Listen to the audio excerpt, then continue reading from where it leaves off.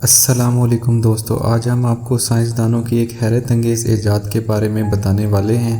जी हाँ, साइंसदानों ने रोशनी पैदा करने वाले पौधे पैदा कर लिए हैं। रोशनी पैदा करने वाले पौधे हालिया सालों में बनने वाली साइंस फंक्शन और अफसानवी फिल्मों में काफ़ी ज़्यादा नज़र आए हैं। अवतार फिल्म में तो इनका पूरा जंगल दिखाया गया था। इस तरह के पौधे अब हकीकत का रूप धार चुके हैं। साइंसदानों की एक आलमी टीम ने बायोल्यूमिनेशियन पौधे तख्लीक किए हैं।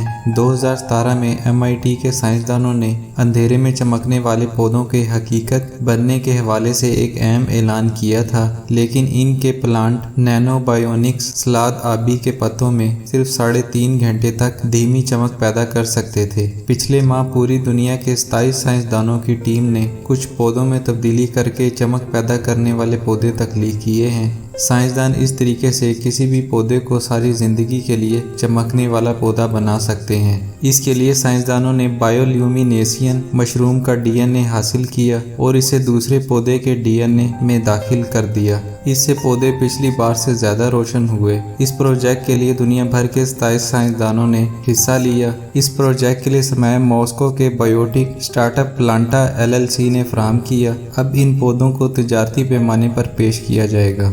उम्मीद है आपको हमारी आज की वीडियो पसंद आई होगी। इस तरह की इंफॉर्मेटिव वीडियोस के लिए हमारे चैनल को सब्सक्राइब करें। हमें दीजिए इजाज़त। अल्लाह हाफिज़।